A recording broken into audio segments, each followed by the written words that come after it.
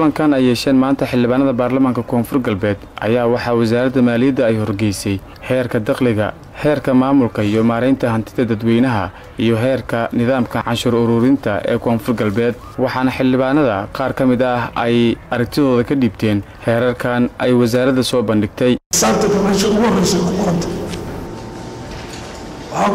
baarlamaanka laftarkiisa lala xisaabtamayo, madaxweynaha oo la xisaabtamayo. marka sideedaba shuruuc markii la dejinayo oo kuwan oo kale ah la xisaabta baarlamaanka iskale. waxaan u malaynaa wasaaradda maaliyadda waa wasaaradaha kale waxay u soo gudbiyeen urursa budgetkeeda iyo nidaamka saasay ku soo dhistaa. miisaaniyadda faasta iyada in la keeno, haddana haddii ay noqotay wax shidaha ma laha. aninka ismaan maclin ahaan anoo cabiraya idinlana wadaagaya fikirkayga. waxaan qabaa maadaamu ay 3 barnaamij oo in si taxadir leh loo fiiriyo u baahan ay yihiin, qaabkay u soo gudbiyeen marka ugu horeysa wasaaradda waa kaga mahadcelinaa. waxaana intaasi kadib xildhibaanada ay cod aqlabiyad ah ku ansixiyeen heerarka maanta loo soo bandhigay, waxaana ku dhawaaqay natiijada gudoomiyaha baarlamaanka koonfur galbeed cabdiqaadir shariif sheekhuna maye. odaykadib waxaa diiday in hindisa sharciyeedkaas la ansixiyo 5 xildhibaan, 2 xildhibaan waa ka aamuseen, 76 xildhibaan waxay codkooda ku ansixiyeen in hindisa sharciyeedkaas la ansixiyo.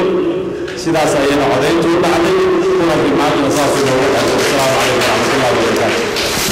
wasiirka wasaaradda maaliyadda koonfur galbeed cabdiraxmaan aadan ibraahim sate ayaa sheegay inuu ku faraxsan yahay ansixinta maanta baarlamaanka ay siiyeen heerarka wasaaraddiisa ay soo diyaarisay. shuruucdii wasaaradda maaliyadda ay hor keentay baarlamaanka oo 3 sharci ah oo si maartay sharaf leh, kadib xildhibaanadu markay dood dheer ay ka galeen oo ay si fiican uga doodeen oo ay su'aalo badan ay naga weydiiyeen, xildhibaanada sharafta leh ay si sharaf leh ay noogu ansixiyeen. aad ayaan ugu mahadnaqaynaa xildhibaanada codka ayna siiyeen. codkaas ayna siiyeen wuxuu noola egyahay in naloo fasaxay inaan shaqayno. insha allah annagana waxaan ballan qaadaynaa inaan shaqayno haddii ilaahay idmo. waxaan halkaan ugu mahadnaqayaa canshuur bixiyaasha reer koonfur galbeed Soomaaliya iyagoo dadaal weyn u galay in dowlad goboleedka koonfur galbeed Soomaaliya ay garab istaagaan. annagoo xaaladda ay ku sugan yihiin inay naga ogolaadeen inay canshuur bixiyaan. aad iyo aad anugu mahadinaya.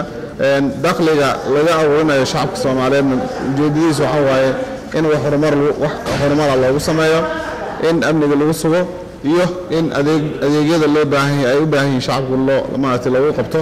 sidaas darteed sharcigan maanta ama shuruucdan maanta halkaan lagu ansixiyey ee baarlamaanku ay noo ansixiyeen waxay nagu kaalmayn doonaa inaan wax badan qabanno.